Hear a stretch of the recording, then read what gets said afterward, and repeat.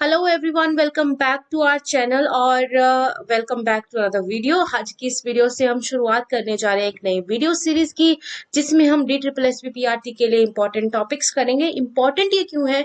क्योंकि ये previous year papers में पूछे गए हैं। ठीक है। तो शुरुआत करने से पहले एक टिप मेरा ये रहेगा कि आप कोशिश करें कि इन वीडियोस के नोट्स बनाएं। जरूरी नहीं है जो मटेरियल मैं प्रोवाइड कर रही हूँ एक टॉपिक के लिए आप उतना सा करें। कोशिश करें, आदत डालें चीजों को गूगल करने की। आपको कुछ चीजें और ऐड करनी, आपको थोड़ा बहुत नहीं समझ आ रहा तो खुद से जो है थोड़ा रिसर्च करने की कोशिश करें उस टॉपिक पे और उनके नोट्स बनाएं। हमें कुछ ऐसा नहीं करना है कि हाँ भाई मतलब कैसे नोट्स बनाए एक टॉपिक के। जस्ट राइट नंबर 1 एक टॉपिक हो गया, नंबर 2 दूसरा टॉपिक हो गया। ठीक है। ऐसे मैंने 250 टॉपिक्स लिखे थे। मैं ये नहीं कह रही कि एक टॉपिक के 5 पेज के नोट्स, मेरा तो आधा पेज का भी नोट होता था। ठीक है। सो कोशिश करें इंपॉर्टेंट टॉपिक्स को एक जगह कंपाइल करने की और हर वीडियो के नोट्स बनाने की। और डिपेंडेंट नहीं रहना है किसी पे, सेल्फ स्टडी पे भी हमें ज्यादा ध्यान देना है। तो चीजों में अगर आपको थोड़ा कुछ मिसिंग लगता है, आप गूगल करें चीजों को और उन नोट्स को जो है और इन्हांस कर सकते हैं, ताकि एग्जाम के टाइम पे आपको वो काम आए। ठीक है। सो ये है इस सीरीज की पहली वीडियो, जिसमें हम करने जा रहे हैं एक नया टॉपिक। और ये किस क्वेश्चन पे बेस्ड है वो क्वेश्चन मैं आपको लास्ट में दूंगी। उसका आंसर आपको ही देना होगा, क्योंकि हमने वीडियो कर ली होगी, तब तक हमने वो टॉपिक कर लिया होगा। तो आज का हमारा टॉपिक है जेंडर स्कीमा। सो जेंडर स्कीमा थ्योरी का कॉन्सेप्ट, या मतलब इस थ्योरी को समझने से पहले थोड़ा इसकी हम हिस्ट्री अगर देखें तो जेंडर स्कीमा थ्योरी जो है वो 1981 में सेंड्रा बेम ने सबसे पहले दी थी। किसने दी थी? 1981 में सेंड्रा बेम ने। ठीक है। इसके ऊपर फर्दर काम किया गया है बाय चार्ल्स हाल्वर्सन और कैरल मार्टिन के द्वारा। ठीक है। तो ये नाम हमें याद रखने हैं, ये जो 3 नाम है ये इस थ्योरी से एसोसिएटेड है। और जो जेंडर स्कीमा थ्योरी है ये बेस्ड है पियाजे की थ्योरी पे। ठीक है। तो ये जो है कॉग्निटिव डेवलपमेंट थ्योरी जो पियाजे की है, और स्कीमा का कॉन्सेप्ट भी पियाजे ने दिया था। तो इन्हीं दो कॉन्सेप्ट पे बेस्ड ये थ्योरी है। सबसे पहले दी थी सेंड्रा बेम ने, और फर्दर इस पे काम किया गया था by Halverson and Carol L Martin. ठीक है। शुरुआत करते हैं हमारी आज की थ्योरी की और कॉन्सेप्ट्स को समझने की। सबसे पहले तो इस थ्योरी के अगर नाम को हम ब्रेक डाउन करें तो सबसे पहले वर्ड हम समझते हैं स्कीमा क्या होता है। स्कीमा वही उसी स्कीमा की बात हो रही है जो पियाजे ने हमें दिया था। इसको हम कॉन्सेप्ट जो है इसका सिनोनिम मान सकते हैं। देखो ये बिल्कुल मतलब ये तो नहीं है कि इसका मतलब ही कॉन्सेप्ट होता है। ठीक है। इसका ऑल्टरनेटिव मीनिंग ही कॉन्सेप्ट है, बट नहीं, नियर अबाउट जो है हम इसको कॉन्सेप्ट मान सकते हैं कि हमारे माइंड में किसी चीज का स्कीमा मतलब किसी चीज का हमारे माइंड में क्या कॉन्सेप्ट बना हुआ है। ठीक है। एक अगर मैं जैसे कुछ भी चीज बोलती हूँ, जैसे मैं टेबल बोलती हूँ, तो हमारे माइंड में टेबल वर्ड सुनते ही जो जो चीजें ट्रिगर होती हैं उस एक ऑब्जेक्ट के बारे में, उस वर्ड के बारे में, वो हमारे माइंड में जो है उस टेबल का स्कीमा बना हुआ है या कॉन्सेप्ट बना हुआ है। ठीक है। दूसरा जो इंपॉर्टेंट वर्ड है इस थ्योरी के नाम में वो है जेंडर। ठीक है। सो जेंडर हम सबको पता है कि एक सोशल कंस्ट्रक्ट है। ठीक है। ये बायोलॉजिकल नहीं है, मेल फीमेल, ये बायोलॉजिकल हम सेक्स की बात नहीं कर रहे हैं, फिर जेंडर की बात हो रही है। जेंडर मतलब कि सोसाइटी से हम क्या सीखते हैं कि मेल्स का क्या रोल होता है, फीमेल्स का क्या रोल होता है। मेल्स को जैसे जो बॉयज होते हैं वो ये गेम्स खेल सकते हैं। ठीक है। वो रफ एंड टफ गेम्स जो है वो खेलते हैं, वो किस तरह के कपड़े पहन सकते हैं, उनको किस तरह के रंग पसंद है, इवन ये सब। ठीक है। और सिमिलरली फॉर गर्ल्स, वो क्या क्या उनको क्या क्या करना चाहिए, उनके क्या क्या काम होते हैं, उनके क्या क्या काम नहीं होते हैं, उनको कैसे बैठना है, चलना है, उठना है, ये सब जो होता है ये सोशली कंस्ट्रक्टेड रूल्स होते हैं एक जेंडर को लेके। ठीक है। सो जेंडर स्कीमा थ्योरी में हमें ये बताया गया कि कैसे एक बच्चे में एक जेंडर का स्कीमा बनता है। ठीक है। उसके जो उसका जो माइंड है उसमें कैसे एक जेंडर का कॉन्सेप्ट डेवलप होता है, कि उसको कैसे कैसे पता चलता है कि मैं एक लड़का हूं तो मुझे ये मतलब मेरे रोल्स हैं, या मुझे ये करना चाहिए, मेरे को ये गेम्स खेलनी चाहिए। ये सब उसके माइंड में कैसे डेवलप होता है। सिमिलरली अगर एक लड़की है तो उसको कैसे धीरे धीरे करके उसके माइंड में ये डेवलप होता है कि हाँ मेरे ये रोल्स है सोसाइटी में, क्योंकि वो आसपास देखती है। ठीक है। सो इस थ्योरी में यही बताया गया है कि धीरे धीरे करके जो है एक बच्चे के मन में कैसे उसके जेंडर से रिलेटेड जो रोल्स हैं, जो लाइक्स और डिसलाइक्स हैं, जो प्रेफरेंसेस हैं, जो बिहेवियर्स हैं, वो अडॉप्ट करता है उस रोल से रिलेटेड। ठीक है। So gender schema is basically everything we know about a gender. ठीक है। कि मेल या फीमेल के बारे में जो भी हमारे माइंड में ट्रिगर होती हैं चीजें, वो जो कॉन्सेप्ट है एक मेल का और एक फीमेल का, वही जेंडर स्कीमा थ्योरी में दिया गया है। सो 2 और 3 साल की एज में, 2 से 3 साल की एज में बच्चों को जो है जेंडर रिलेटेड इंफॉर्मेशन वो इकट्ठा करना शुरू करते हैं। वो ये थोड़ा बहुत जानना शुरू कर देते हैं कि हाँ, मैं एक मेल हूं या मैं एक फीमेल हूँ, मेरे को ऐसे टॉय से खेलना चाहिए, मेरे को ये गेम्स खेलनी चाहिए, ऐसे बात करना चाहिए, ठीक है। थोड़ा थोड़ा उसी टाइम में वो एक्वायर करना शुरू कर देते हैं क्या, अपनी जेंडर आइडेंटिटी, कि मैं एक बॉय हूँ या एक गर्ल हूँ। कैसे एक्वायर करते हैं, अपने एनवायरनमेंट को देख के, आसपास के लोग कैसे बिहेव करते हैं उसको देख के, उसको क्या बताया जाता है, ठीक है। जैसे बच्चों को शुरुआत से बोला जाता है लड़के रोते नहीं है, ये वो, तो उनको पता चलता है कि हाँ, मैं एक लड़का हूं, मुझे रोना नहीं है, ठीक है। तो ये आइडेंटिटी, जेंडर आइडेंटिटी है, इसकी जो डेवलपमेंट है, ये जो इंफॉर्मेशन है, ये 2 से 3 साल की एज में ही वो एक्वायर करना शुरू करते हैं, जो कि बाद में जाकर जेंडर कॉन्स्टेंसी में बदल जाती है। तो ये डिफरेंट फिनोमिनन है, जेंडर आइडेंटिटी और जेंडर कॉन्स्टेंसी। जेंडर कॉन्स्टेंसी मतलब जो उसके जेंडर का जो कॉन्सेप्ट है वो कांस्टेंट, वो परमानेंट हो जाता है, उसमें बाद में कम चेंजेस आते हैं। वो समझ जाता है कि हाँ, मैं एक मेल हूँ, मेरे ये चीजें जो है मेरे बिहेवियर में होनी चाहिए या मेरी लाइकिंग और डिसलाइकिंग में होनी चाहिए। वो एक परमानेंट बिहेवियर मोर और लेस बन जाता है। उस स्टेज को हम जेंडर कॉन्स्टेंसी बोलते हैं, ठीक है।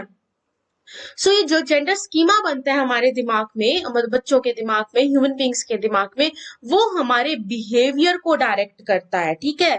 सो जैसे कि इस इमेज में दिया गया है कि आई एम अ बॉय, तो I must act like a boy. मैं एक लड़का हूं तो मुझे एक लड़के की तरह एक्ट करना चाहिए। ये जो एक तरह शब्द में जो भी चीजें आती है ना, जो बिहेवियर्स आते हैं, वो सब बिहेवियर, ये हमारे दिमाग में जो जेंडर स्कीमा बना हुआ है ना एक लड़के को लेके, वो सब इस तरह वर्ड के अंडर आते हैं। उसी तरीके से लड़की है तो I am a girl, I must act like a girl. Like a girl में जो भी चीजें आती है कि मुझे इस तरह के कपड़े पहनने चाहिए, मुझे इस तरह के खिलौनों से खेलना चाहिए, मुझे ये काम करने चाहिए और मुझे ये नहीं करना चाहिए, ये सब जो चीजें आती हैं वो इस तरह के बिहेवियर में आती है कि मैं लड़का हूं तो इस तरह का बिहेवियर होना चाहिए और लड़की हूं तो इस तरह की बिहेवियर मुझ में आनी चाहिए।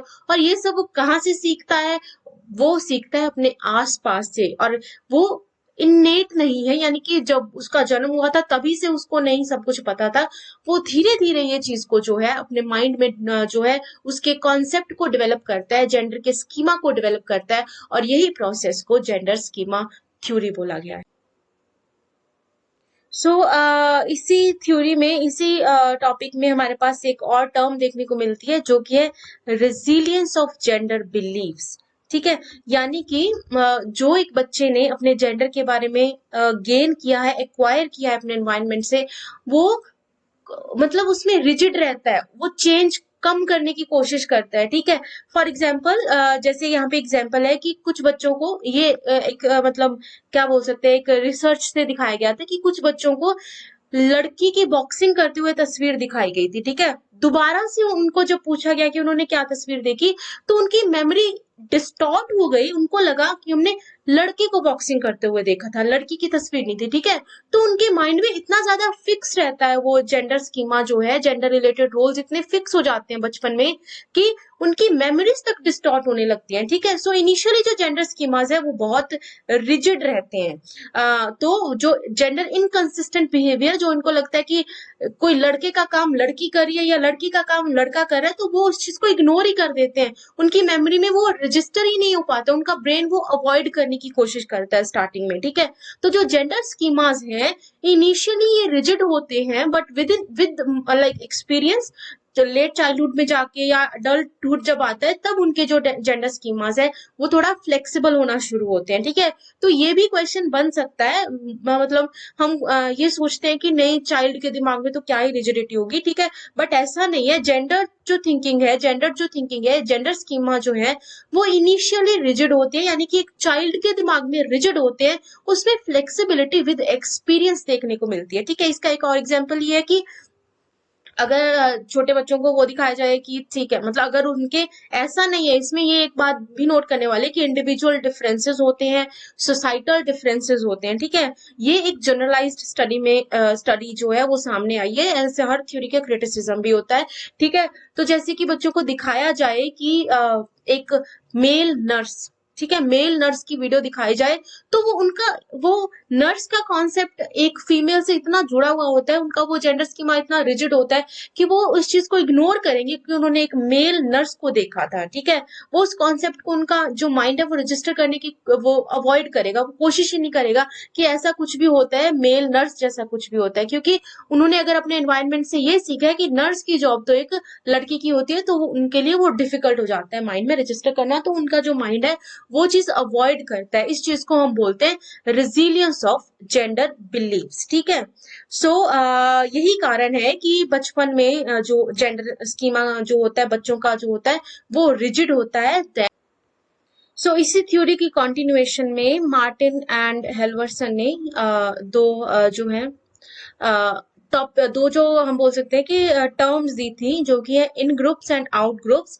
इन ग्रुप मतलब जिस ग्रुप के साथ हम आइडेंटिफाई करते हैं। ठीक है, सो जो गर्ल है उसके लिए इन ग्रुप अदर गर्ल्स हैं, उसके लिए आउट ग्रुप बॉयज हो जाते हैं। ठीक है, आउट ग्रुप मतलब जिस ग्रुप के साथ हम आइडेंटिफाई नहीं करते हैं। ठीक है, एक गर्ल के लिए आउट ग्रुप जो है बॉयज हो जाएंगे, बॉय के लिए आउट ग्रुप गर्ल्स हो जाएंगे। ठीक है, सो अब ये क्यों इंपॉर्टेंट है? ये इसलिए इंपॉर्टेंट है क्योंकि जो मतलब एक्सपीरियंस के साथ क्या होता है ना, हम हमारे ग्रुप के लिए बाइस्ड बिहेवियर जो है वो लेके आना शुरू कर देते हैं। इन ग्रुप मतलब अपने ग्रुप के जिससे हम बिलोंगिंग जो जिसके साथ हम बिलोंग करते हैं, जैसे गर्ल्स जो है वो गर्ल्स के लिए बाइस्ड रहती है, बॉयज बॉयज के लिए बाइस्ड रहते हैं, इसीलिए तो वो जोक्स बनते हैं। ठीक है, all men are this, all women are this. ठीक है, जो मतलब मेल्स होते हैं वो विमेन पे जोक्स बनाते रहते हैं। क्यों?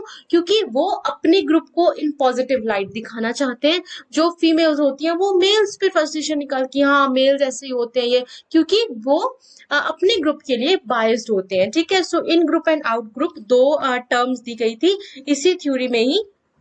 और आगे इसी लाइन में भी ये लिखा है कि अपने ही ग्रुप के जो बिहेवियर को वो पॉजिटिवली इवेलुएट करना शुरू कर देते हैं और दूसरे के ग्रुप के लिए वो नेगेटिव इवेल्युएशन शुरू कर देते हैं। ये जो है अडल्ट्स में भी देखने को मिलता है जब वो एक दूसरे पे जोक्स बनाना शुरू करते हैं। ठीक है, जैसे वो गाने भी तो बनते हैं, ये लड़की क्यों ना जाने क्यों लड़कों सी नहीं होती, जैसे जो भी है। तो ठीक है, उसमें भी क्या हो रहा होता है कि वो जो लड़की है वो लड़कियों की पॉजिटिव कैरेक्टरिस्टिक्स गिना रही होती है, जो लड़का है वो लड़कों के पॉजिटिव कैरेक्टरिस्टिक्स गिना रहा होता है। तो वो एक बायस्ड बिहेवियर होता है, जो इसी थ्योरी से हम मान सकते हैं कि इसी का एग्जाम्पल है, इन ग्रुप एंड आउट ग्रुप बायस का ही एग्जाम्पल रहता है। ठीक है, सो ये दो टर्म्स हमें याद रखने हैं। इसके बाद हम थोड़ा देख लेते हैं एक जो स्केल, एक इन्वेंट्री दी थी बेम ने दी थी, बेम सेक्स रोल इन।